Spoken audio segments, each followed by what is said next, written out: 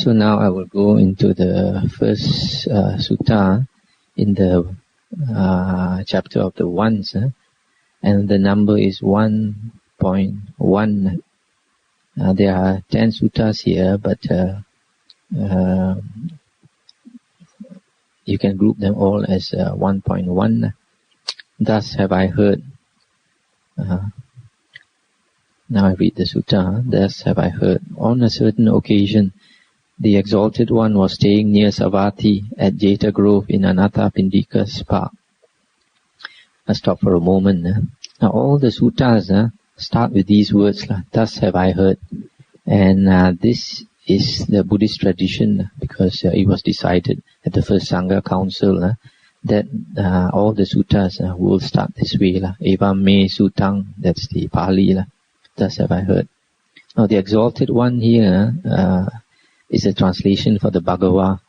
Bhagava is the name, one of the 10 names of the Buddha. That's why we chose the name of this vihara as Bhagava, Vihara Bhagava, after the Buddha. Savatthi at Jeta Grove in Anathapindika's park. This monastery was donated by Anathapindika. That's why it's called Anathapindika's park, or Anathapindika's monastery. Now we'll continue the sutta. Then the Exalted One addressed the monks, saying, Monks, Lord, replied these monks to the Exalted One. The Exalted One said, Monks, I know of no other single form by which a man's heart is so enslaved as it is by that of a woman. Monks, a woman's form obsesses a man's heart. Monks, I know of no other single sound by which a man's heart is so enslaved as it is by the voice of a woman. Monks, a woman's voice obsesses a man's heart. And similarly, monks, I know of no other single scent or smell, no other single savor or taste, no other single touch, by which a man's heart is so enslaved as it is by that of a woman. And then conversely, the Buddha says, Monks, I know of no other single form by which a woman's heart is so enslaved as it is by that of a man. Monks, a man's form obsesses a woman's heart. Monks, I know of no other single sound by which a woman's heart is so enslaved as it is by the voice of a man. Monks, a man's voice obsesses a woman's heart. So similarly for smell, taste and touch. And that's the end of the sutta. Now these 5, now I'll just explain a bit. These 5 things described here. The first one is form, rupa. The second one is sound. Third one is smell or scent. Fourth one is taste. The fifth one is touch. What are these 5 things? These 5 things are called the objects of the 5 senses, or the objects of sensual desire. So, of all the objects of sensual desire, nothing can attract a person so much as the opposite sex. Now we all know that the spiritual path is concerned with giving up, renouncing sensual desire, sensual pleasures. So that is why, because the opposite sex is the most attractive of all the sensual objects, objects of the senses, that the opposite sex is the biggest obstruction to the spiritual path. And that has been obvious when we look at, for example, the monks disrobing. It is a fact that approximately 9 out of 10 monks who disrobe do so because of a woman. And probably the converse is also true. Probably 9 out of 10 nuns who disrobe also do so because of a man. So that's why, like in any religion, the spiritual path, for example, Buddhist religion, Hindu religion, Christian religion, etc., chastity is a essential requirement. of the spiritual path, to give up the desire for the opposite sex, because it is the greatest of all desires. So, in another sutta in the Anguttara Nikaya, the Buddha also warned about monks staying together with nuns, that if they're not careful, they would either break the precepts or they would disrobe. So, now in another sutta in the Digha Nikaya, in the Mahaparinibbana Sutta, before the Buddha passed away, Ananda asked the Buddha, he said, Bhagava, how are we to act towards women? And then the Buddha said, don't look at them, Ananda. And then Ananda said, but Bhagava, suppose we have to look at them. Then the Buddha said, then don't speak to them, Ananda.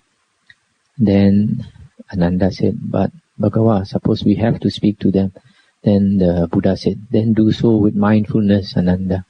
So from there we can see the Buddha asked his monks to be extremely careful, to be extremely cautious in their dealings with women, etc. And there is a sutta in the Majjhima Nikaya called the Nivapa Sutta, where the Buddha said it is not practical for a monk to go off into the deep forest and live by himself.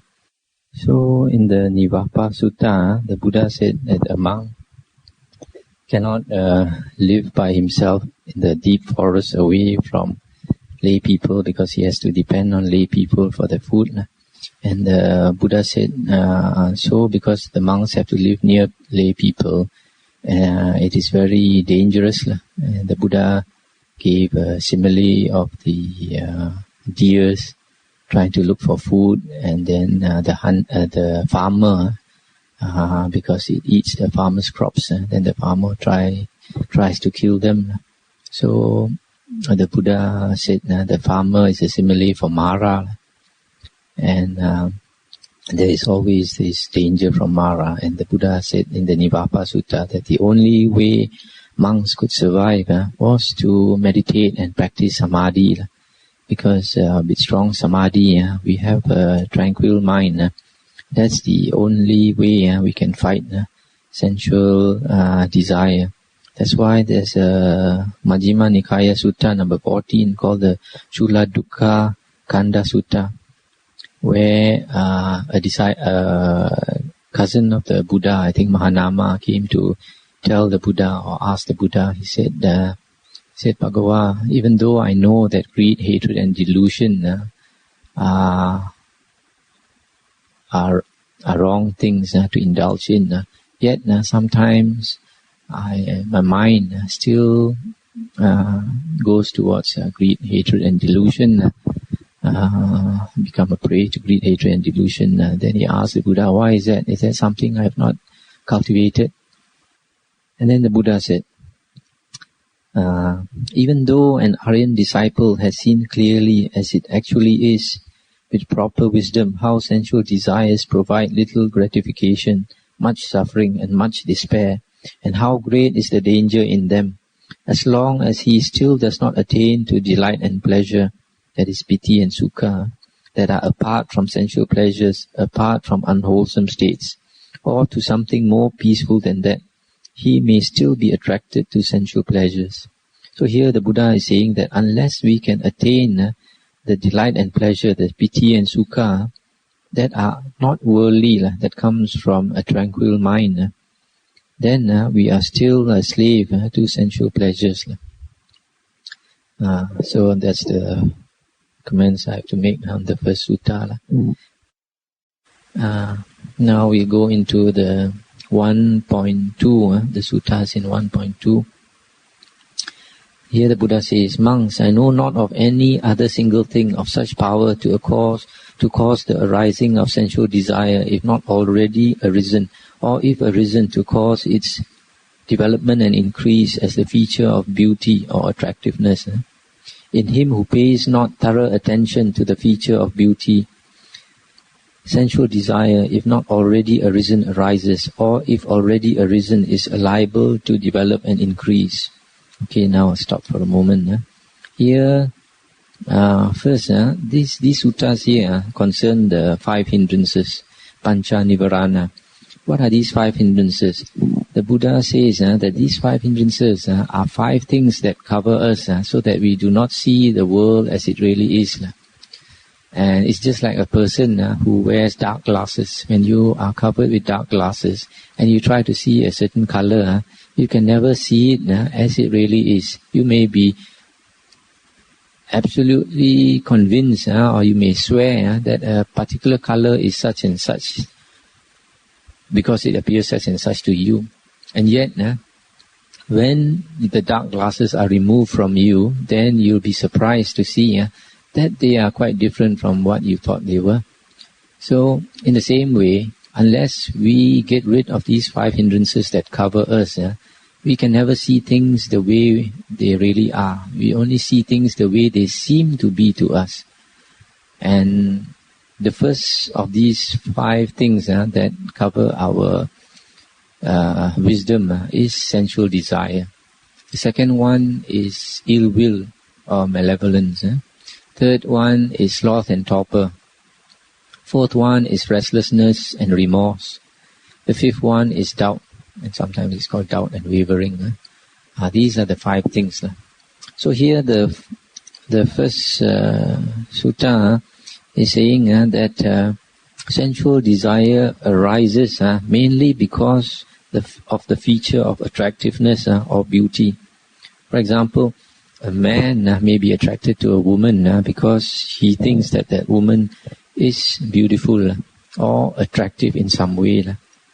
And similarly, a woman may be attracted to a man because she finds something attractive in his looks. Now, this feature of beauty, of attractiveness, what is it? It is a perception. It is a perception that is formed in our mind. And if we look into some other suttas later, we find that it is one of the things that we associate with the self. There are 5 things, the Buddha calls them the panchakanda, 5 aggregates that we associate with the self. First one is the body. The second one is feeling. Third one is perception. Then volition, then consciousness. So the Buddha says in some other sutta that perception is formed from habit. Because of the way nature has made beings, we have certain perceptions. But the Buddha said perceptions can change. For example, if a person he does not cultivate his mind, he might find the form of the opposite sex very attractive. But somebody who develops his mind, cultivates the 32 parts of the body, the meditation of the 32 parts of the body, then he begins to see the body as it really is.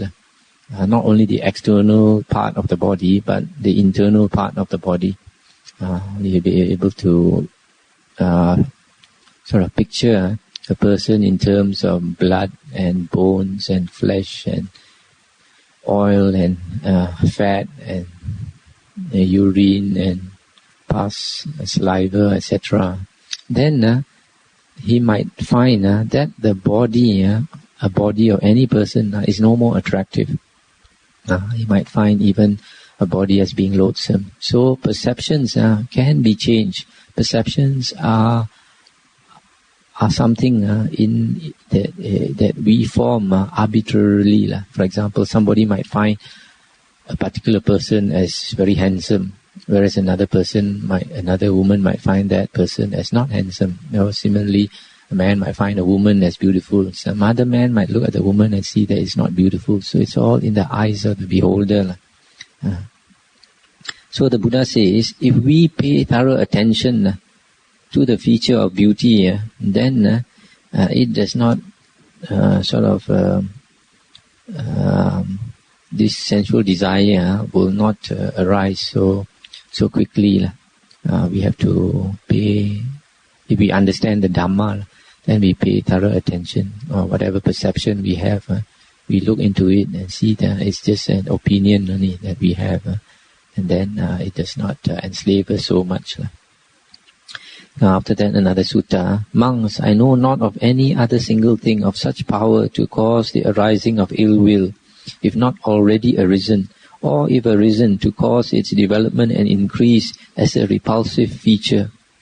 In him who pays not thorough attention to the repulsive feature, ill will, if not already arisen, arises, or if arisen, it is liable to develop and increase. Okay, I'll stop a moment also here to talk about this ill will. The Buddha says is increases because there is something repulsive that we don't like, and that makes our anger develop or increase. But if we pay thorough attention to that repulsiveness that we think is there, then this ill will can decrease. So we can see in both cases thorough attention or thorough consideration is very important.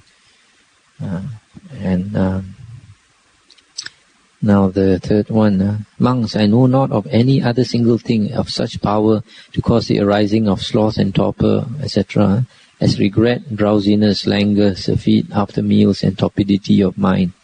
In him who is of torpid mind, sloth and torpor, if not already arisen, arises, and if arisen, is liable to develop and increase.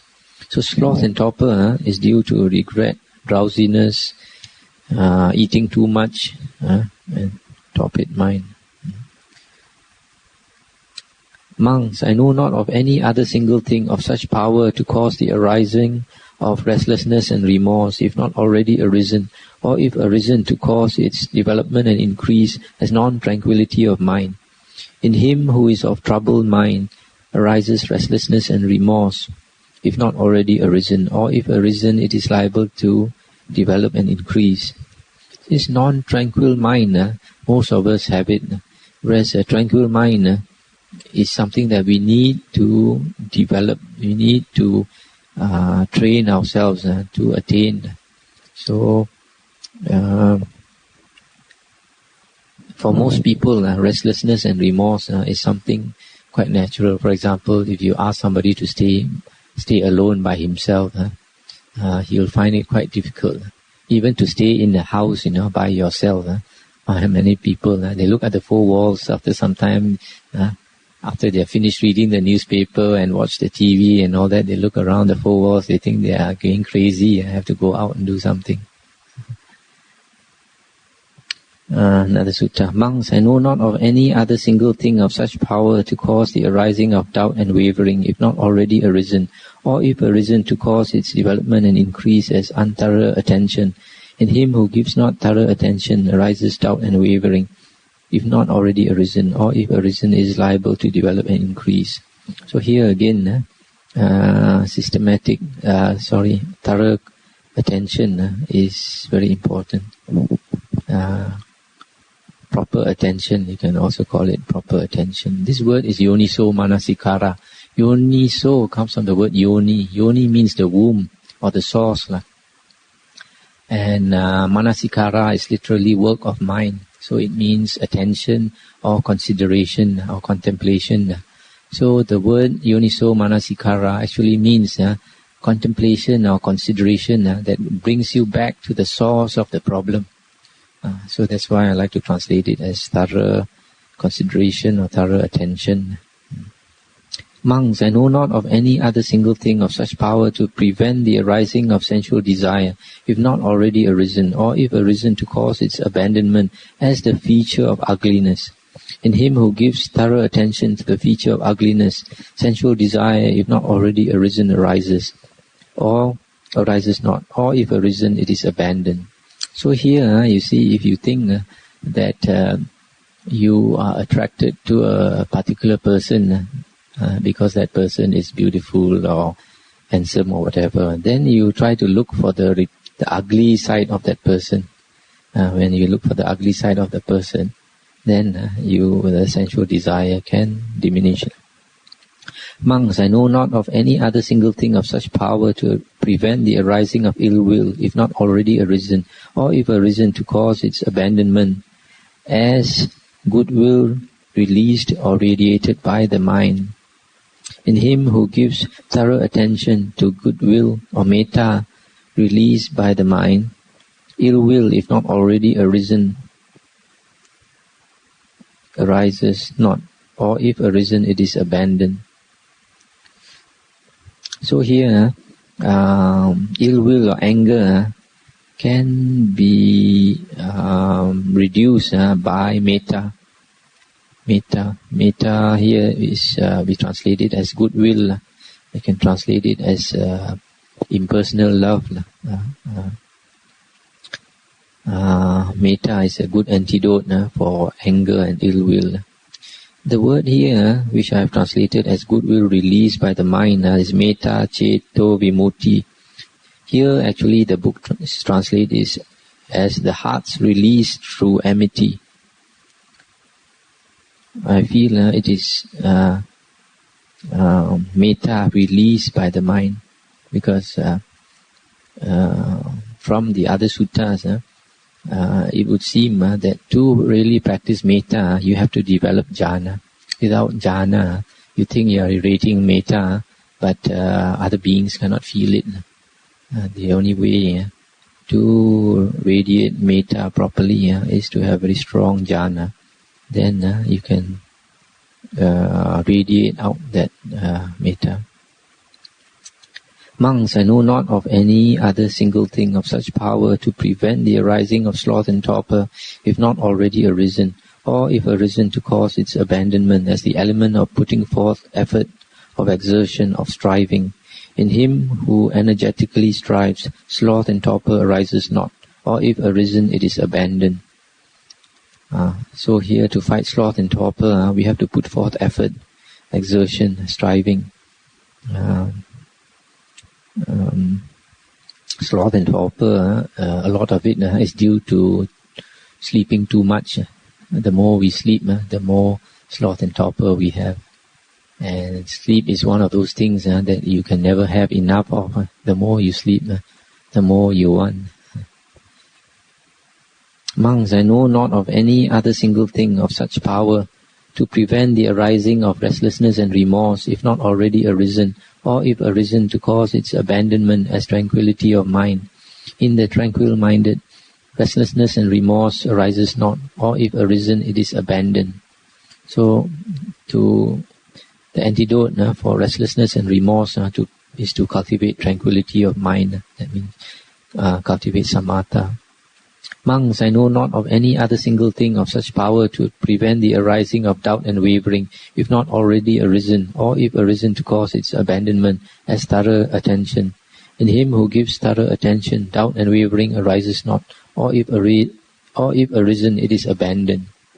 Now this doubt and wavering, sometimes we listen to certain teachings, or we listen to certain doctrines, or we listen to what somebody says. We have doubt.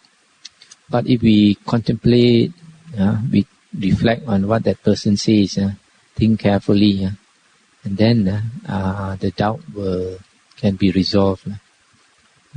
So that's why the Buddha says that even when we listen to Dhamma, we have to reflect on the Buddha's teachings, think about it, examine it, and test it, see whether it's really true or not.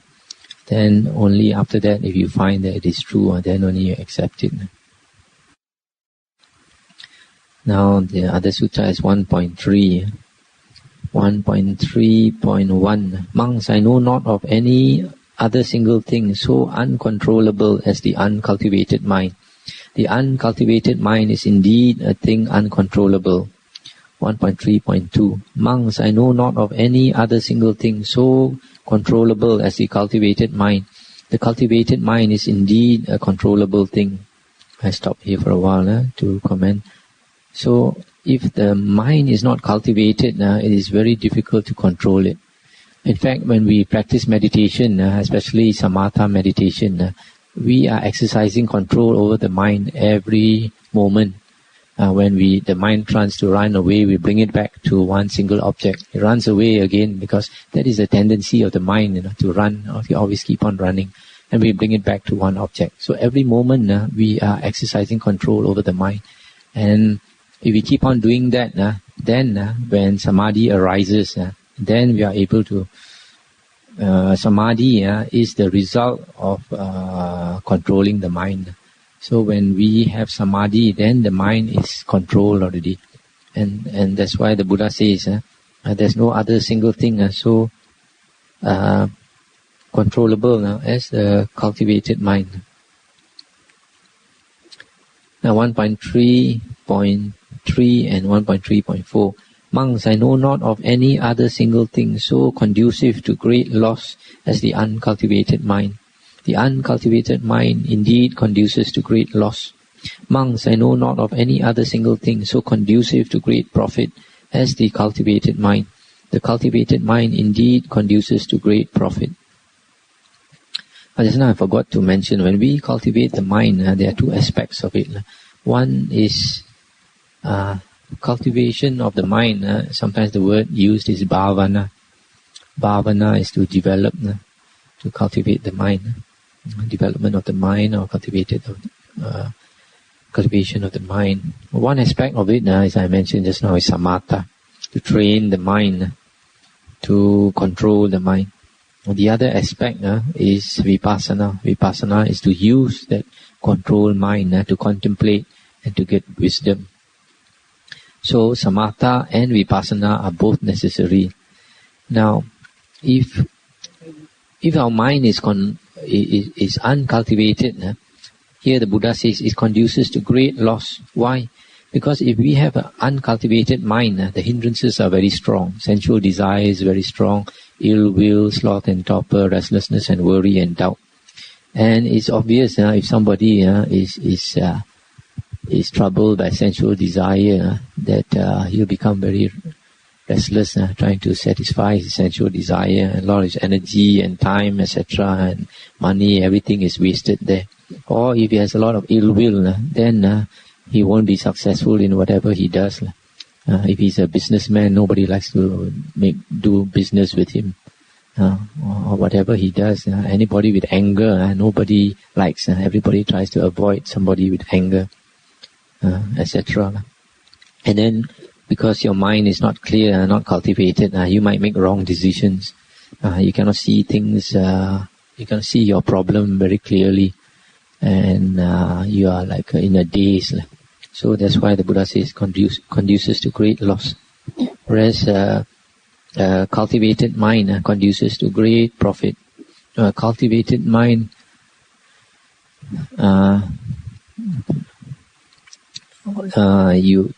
is a person with a lot of wisdom. And there's some other sutta where the Buddha says, what is the condition for somebody to have great wisdom, to have a lot of insight?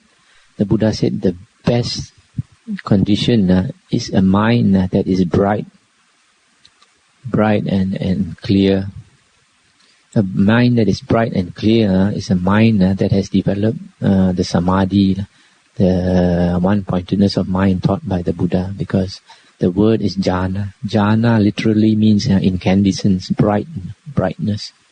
So when a person develops the jhanas, the mind becomes bright.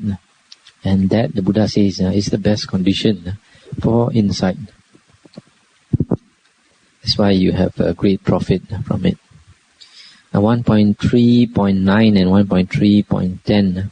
Monks, I know not of any other single thing that brings such suffering as the mind that is uncultivated, not made much of. The mind that is uncultivated, not made much of, indeed brings great suffering. Monks, I know not of any other single thing that brings such joy as the mind that is cultivated, made much of. The mind that is cultivated, made much of, indeed brings great joy.